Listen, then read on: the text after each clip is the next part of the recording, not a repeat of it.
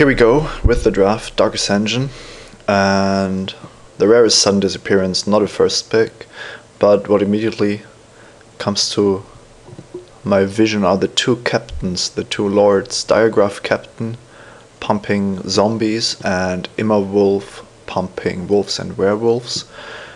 And the rest of the pack isn't that great. There's Tracker's Instinct and Loyal Cathar. I think Loyal Cathar being probably the best white common in Dark Ascension, but I like it. I like to pick it up early, more in real life because you send the signal as well. I think the captains are the most powerful cards in this pack, and Diagraph Captain is, I think, a little bit better than Imma Wolf. So this is a pick which might not pay off because we're picking the two-color tribal card, but I think the power level is sufficiently high to do that. There would have been a second Loyal Cathar for us if we had gone for the white first pick, but we see a Tragic Slip with, I think, the rare missing, so that's a very good follow-up to Diagraph Captain. So despite there's being some zombie cards in the pack, we have to go by power level here, and Tragic Slip is definitely one of the best commons you can get. There isn't much in this pack we want to table, but there could be a Divination or one of the other blue-black cards coming around. Faith Shield is actually a pretty good card if everything goes as planned. Next up, there is Call to the Kindred. I think that's basically unplayable. Another Tracker's Instinct, but that's not for us. So the best cards in this pack are Nephalia Seakite and the green cards. I think both Scorned Villager, Cassic Recluse, and Wild Hunger are good and potentially great. Wild Hunger, if you can flashback it, and your opponents don't play around it, can be quite backbreaking. The problem with Tracker's Instinct is just the blue flashback forces you into an awkward color combination. I think the Seakite is a great signal that blue might be open, although their two uncommons are missing, so we can't really say for sure. But I think the captain makes me tend towards the blue cards, and also passing 3 green cards is simply better than picking one of them. Next up there is Jar of Eyeballs. I think we can, whenever a creature dies, it gets some counters, so then we can use it to gain some card advantage. Not the best card, but it's certainly not bad either. I would prefer a solid zombie out of this pack, but I don't think there is one. So the colorless cards, Jar of Eyeballs, and also Wolf Hunter's Quiver. The Quiver is very good, and it gets much better once you have some Death Touch creatures, and we already have a Diagraph Captain. We might pick up Typhoid Rats and some other cards, so I think picking the colorless card here, we don't give up much in power level. We could go for a third color, but that would mean that the card we're picking, or one of the cards we've picked so far, are probably not making it into the deck. So let's go with the Quiver. What do we have here? Chill of Foreboding is only interesting for the mill deck. There's some okay blue cards. I don't like Riptide very much because it's only good if you're ahead and then your opponent immediately draws the creature again. Undying Evil is actually quite okay, but Screeching Scarp is just a very solid zombie, and we are interested in some zombies because of Diagraph Captain. The milling can also be an advantage. I think this is a pack where you just go for the solid 2-drop and not for one of the more tricky combat tricks, especially because it's a zombie. And I think the best card in the pack is probably Hollow Hinge Spirit, but I don't want to pick up a white card now, especially because we got the Seakite third. Makes me think that we can pick up more blue cards later.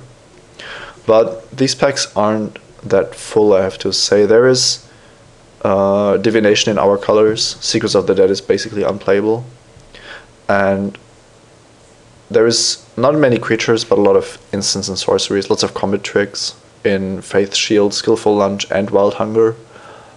Divination isn't a great card, but if you are blue-black, I think it's okay to play it if your late game is good enough and you have enough cards to stall early in the game. I think I'm going to pick up Divination. I like it more than most, and it draws us into lands which we can use with the Quiver, and I think it's going to be fine. Loyal Cathar 7th is not something I would expect to see. Like I said, I think it's the best white common. You should just pick it up and play as many as you can with 10 or more planes, and then all equipments, all human synergies, everything get better. It has vigilance as well, so it's almost always an offensive 2-for-1, and that's very, very rare. We're picking up Vengeful Vampire here. It goes well into our blue-black shell, and it's just better than the Chant. Next we have the blue cards we've seen before. Thraben Heretic also very late, so maybe white is in fact open, but I think as long as I'm getting blue cards, I'm happy to play. There is no reason for me to change direction, especially if I'm giving up the synergy by doing so. Also, Thraben Heretic isn't the best against me right now, so I'm not that afraid. I'm more afraid of the Loyal Cathars, but because they will actually pose a problem.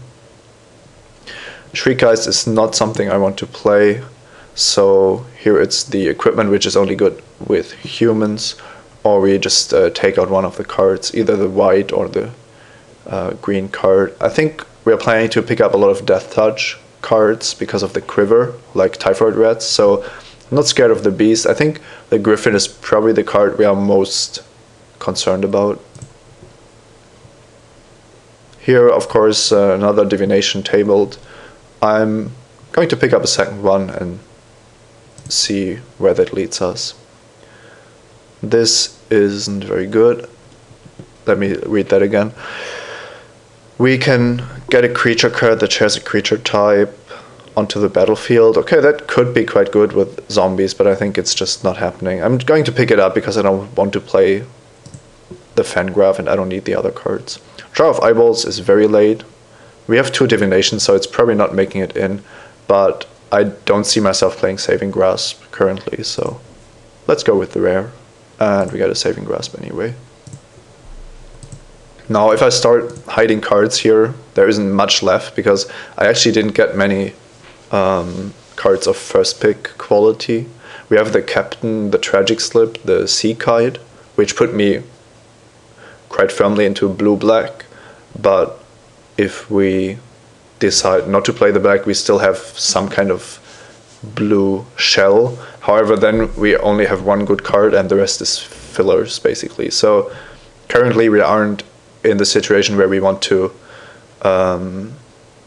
deviate from one of our colors, because the other color just doesn't offer enough. We opened up Mindshrieker, which is very powerful and quite good. Same goes for Instigator Gang, but we are blue-black, so Mindshrieker's probably the right pick, and I think we might easily table something, because if we count Mindshrieker and the Gang, there is still a Dagger, Geist Flame, Pyre, Heron, Torch, Pilgrim, Scarp. There should be something in this pack once it comes around. This is a very nice card, Curse of Death Sold. Sometimes unbeatable, always very good once you drop it. It just degrades your opponent's creatures by so much, and the more he has, the more effective the curse is. Of course, it also kills all tokens and all 1 toughness creatures immediately. And we open the pack with Bitterheart Witch, so if that comes around, we actually have the combo assembled. It's easily better than the blue or black creatures here. And quite a nice gift, I would say. Next up, the creatures aren't very good. Rotting Fansnake and the Disciple is not something we need. Champion is quite good, especially the guy that got all the Loyal Cathars. But for us, it's going to be Silent Departure. The best blue common in Innistrad, and a great card for our deck to buy us some time for our late game stuff to take over. Markwood Banshee is a card I always like, although it's not always easy to activate it. However, we do have Tragic Slip and Quiver, and we might be able to attack into our opponent in a way that gives us more bid. I think it's so far better than all the other cards. It's an easy pick. Now, black has been very nice for us. We didn't get any blue, but, well, we first picked Mind Trigger, but we didn't get past any blue. But that could still be fine. Here, I would love to be in green-white with all of these cards being quite good, especially the creatures and the moment. Well, not Abbey Griffin, but the rest. And I think I'm going to go with Ghoul Razor here. It's not awesome, but it gives us another way to generate card advantage. And we have the Captain, so we have some kind of tribal theme already. There is no sense in hating one of the cards when the green-white drafters are just going to get one of the others. I would love to see a Typhoid Rats at this point. It's a card I would actually pick up very highly. Now, we are firmly in blue-black, so there's no real need to pick up any fixing. And the chances of us splashing another color are very low. So I think it's actually between Fortress Crab and Mana Skeleton. Although these cards are that bad that I would actually like the Amulet. But Fortress Crab is good as long as we don't have too many Typhoid Rats, because if we have both, it's kind of redundant. It could be quite good with Divination. So yeah, I'm going to go with the Crab because I don't think the Amulet is going to be good enough. But hopefully I don't have to play either. Altar's Reap we could pick up because we are expecting to wield the Bitterheart Witch. It's also okay with Ghoul Razor. It's not that good with the rest of the deck so far, but the alternative would be to pick up a second Ghoul Razor, which could be quite good. We have the zombie theme and the turn 2 Scarps. Yeah, I'm going to go with Ghoul Razor. Maybe we can get one Altar's Reap later.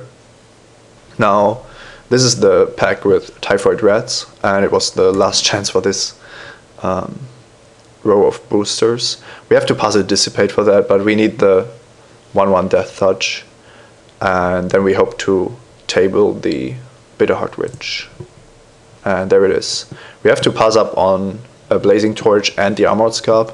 As I said, this was a very heavily filled booster, but Bitterheart Witch, once you have the first curse, I think is an easy pick. It's also okay. I mean, it has Death Touch and we have the Quiver. It blocks any ground creature, even if you have drawn the curse, but that's usually a very good situation anyway.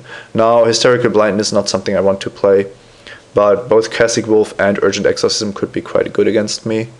Urgent Exorcism mostly because it handles the curse. So I think I'm going to take out the solutions to my good cards rather than a random creature. Now, I like to play Spectral Flight, but this is not the kind of deck where I really want it. So with 2 Ghoul Razors, I'm going to pick up the Zombie Snake. And here it's going to be Brain Weevil. I think that we have a very typical blue-black deck at this point, with the creatures being quite bad overall. So we're just going to use them as speed bumps and try to have some blocks that aren't too bad for us.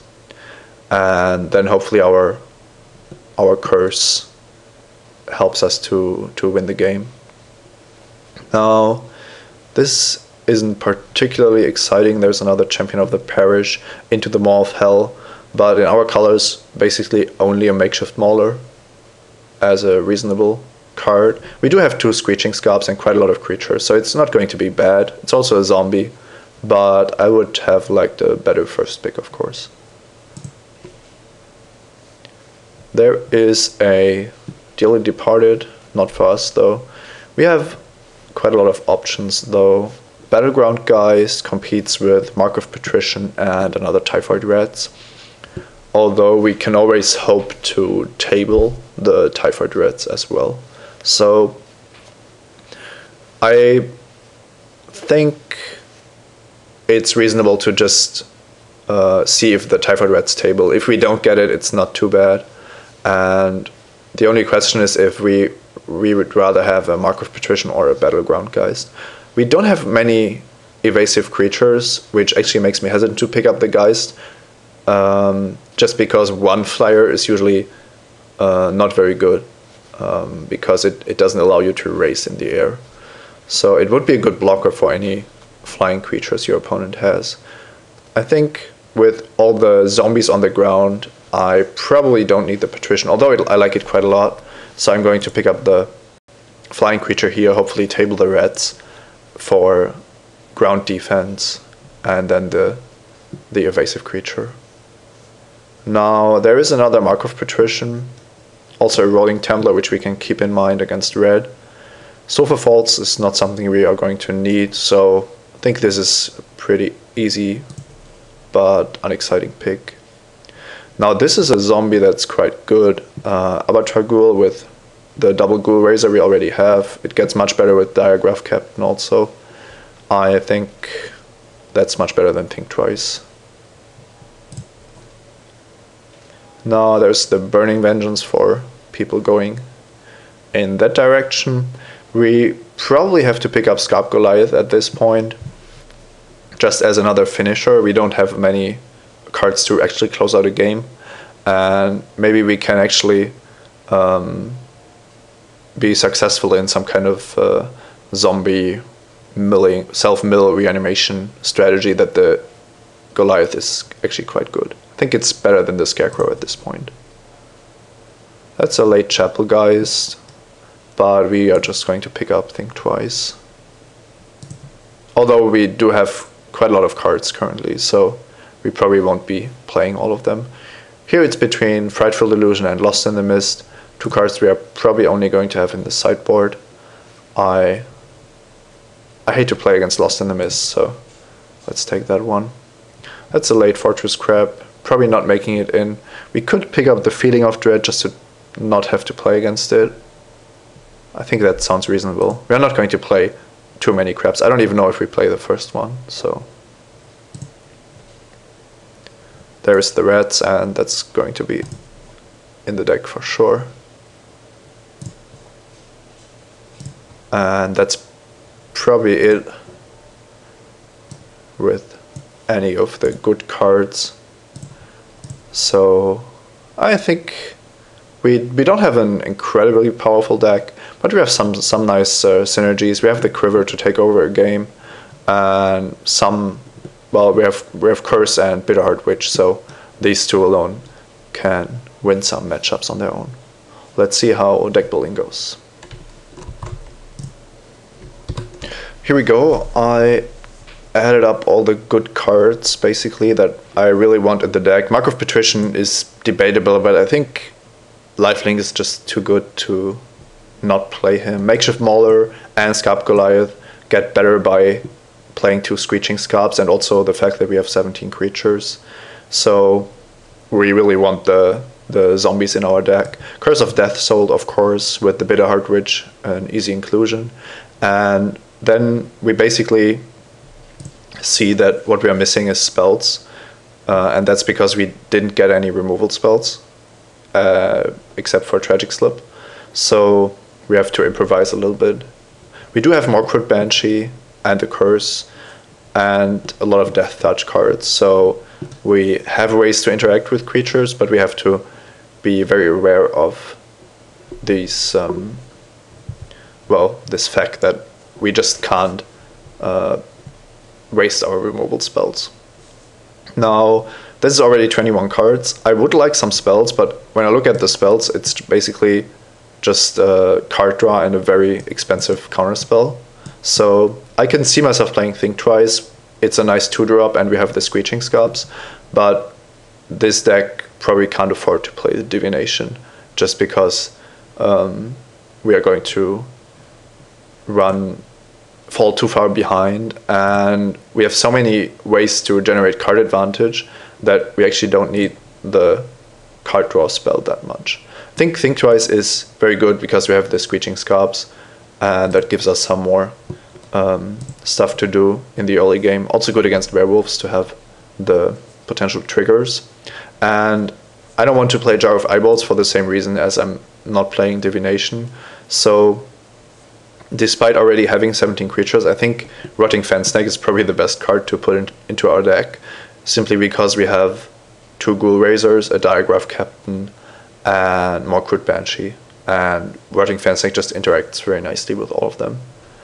The alternative would be to play this card and just put it on some kind of zombie, which sounds good, but you can easily get 2 for 1, and we only have Scarp-Goliath and Makeshift Mauler as our really powerful zombies, or at least the high-powered zombies. I think Call to the Kindred could be good if we had just some more zombies. I think we have 1, 2, 3, 4, 5, 6, 7, 8, which is okay, but it's not great, and we can't put Call to the Kindred on any other card because, well, putting it on Typhoid Rats is not really a winning proposition. And I suppose it's really not a card that's very playable most of the time. I think Rotting Fan Snake makes for a good 17th card. We could play 18 lands in this deck, but I think it's not too expensive, and we can, well, Rotting Fan Snake usually does at least something. So let's look at the colors. We have some more black, but I think this is a typical example of a 9/8 mana base, because our double black, we do have Ghoul Razor, but we don't necessarily have to play him on turn 3, and our 5 drops shouldn't be a problem with 9/8.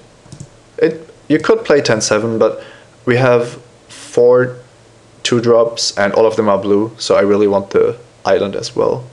I think this gives us simply more keepable hands, because we can easily keep a hand with a swamp and an island. But if you have 2 swamps, then it gets difficult to cast our early game stuff. This could be a deck where we want to draw first. I think it's close, because we draw into our lands more early, and most of our creatures are basically made for blocking rather than attacking. But this could also get us into trouble if we are too late with our late game spells to take over. This is not something I'm very sure about. I think when in doubt, we are probably just going to play first, but if our opponent shows us a deck that's not too aggressive or has werewolves, then we can also decide to draw first instead. Let's see how that goes.